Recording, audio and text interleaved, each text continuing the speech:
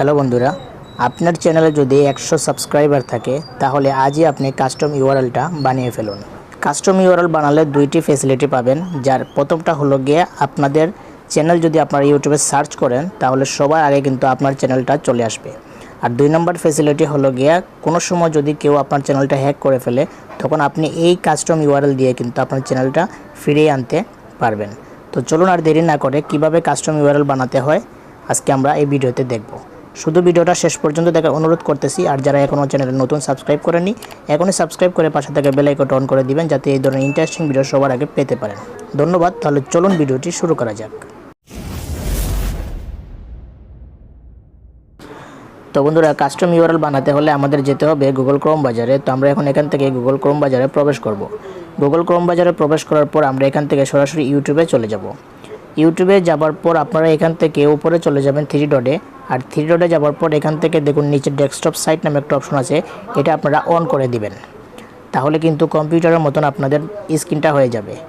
তারপর আমরা এখান থেকে সরাসরি চলে যাব আমাদের কর্নারে যে চ্যানেলের লোগো আছে সেই লোগোতে, এবং লোগোতে যাবার পর আমরা এখান থেকে ইওর চ্যানেল যে অপশনটা আছে সেই অপশনে এখন ক্লিক করে দেব। যখন আমরা ইওর চ্যানেলে ক্লিক করে দেব তখন এরকম একটা ইন্টারফেস আসবে। তারপর এখান থেকে আমরা সরাসরি কাস্টমাইজ চ্যানেলের উপর ক্লিক করে দেব। তো বন্ধুরা, কাস্টমাইজ চ্যানেলের উপর ক্লিক করে দেওয়ার পর এরকম একটা ইন্টারফেস আসবে।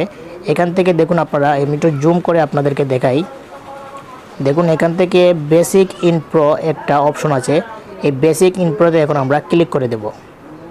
বেসিক ইন প্রোতে ক্লিক করে দেওয়ার পর আপনারা এখান থেকে দেখতে পারতেছেন যে আমার চ্যানেলের যে ইউআরএলটা ছিল এটা হলো আমার চ্যানেলের ইউআরএল। দেখুন অনেক কিছু লেখা, এটা কিন্তু আপনি কখনো মনে রাখতে পারবেন না। দেখুন কত হাবিজাবি অনেক কিছু লেখা, এটা কেউ আপনি মনে রাখতে পারবেন না।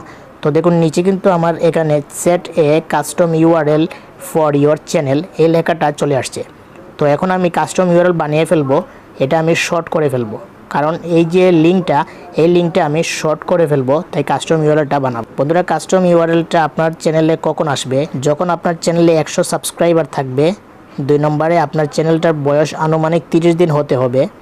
3 নম্বরে যেটা থাকতে হবে সেটা হলো গিয়ে আপনার চ্যানেলের একটা লোগো থাকতে হবে, অর্থাৎ একটা প্রোফাইল পিকচার থাকতে হবে। 4 নম্বরে আপনাদের চ্যানেলের ব্যানার থাকতে হবে, অর্থাৎ আপনার চ্যানেলের একটা ব্যানার পিকচার থাকতে হবে। তাহলে আমরা কি বুঝলাম? আমাদের চ্যানেলের কাস্টম ইউআরএলটা বানাতে হলে আমাদের 4টা জিনিস থাকতে হবে। 100 সাবস্ক্রাইবার থাকতে হবে, 30 দিনের মতন বয়স হতে হবে চ্যানেলের, এবং চ্যানেলের প্রোফাইল পিকচার এবং ব্যানার পিকচার থাকতে হবে। তাহলে কিন্তু এই কাস্টম ইউআরএলটা এখানে চলে আসবে। তো এটা কিভাবে আপনারা এখন কাস্টম ইউআরএল করবেন আমি আপনাদেরকে দেখাচ্ছি। দেখুন এই কাস্টম ইউআরএলের উপর আমরা এখন ক্লিক করে দেব।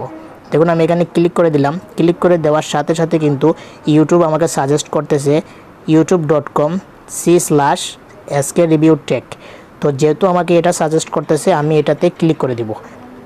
তখন আমি এটাতে ক্লিক করে দিলাম। দেখুন ভিউয়ার্স, আমি এটাতে ক্লিক করে দিয়েছি এবং এখানে রাইট চিহ্ন চলে আসছে।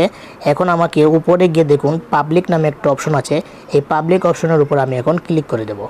তো আমি পাবলিক অপশনের উপর ক্লিক করে দিলাম। তারপরে এখান থেকে তো দেখুন কনফার্ম করার জন্য এখানে কনফার্ম চাচ্ছে, তো আমি এখান থেকে কনফার্ম করে দিচ্ছি। আর কনফার্ম করে দেওয়ার পর কিন্তু আমার এটা এরকম হয়ে যাবে। দেখুন আমার যে চ্যানেলের কাস্টম ইউআরএলটা www.youtube.com/c/skreviewtech এটা হয়ে যাবে আমার চ্যানেলের ইউআরএল। তো আমি এখান থেকে কনফার্ম করে দিচ্ছি। তো গাইস আমি কনফার্মে ক্লিক করে দিলাম। কনফার্মে ক্লিক করে দেওয়ার সাথে সাথে আপনারা দেখতেছেন আমার এটা কিন্তু অলরেডি কাস্টম ইউআরএল নামে সেট হয়ে গেছে। তো আশা করি আজকের ভিডিওটা আপনাদের ভালো লেগেছে। যদি ভালো লেগে থাকে সাবস্ক্রাইব করে পাশে থেকে বেল আইকনটা অন করে দিবেন যাতে এই ধরনের ইন্টারেস্টিং ভিডিও সবার আগে পেতে পারেন। ধন্যবাদ, ভালো থাকুন।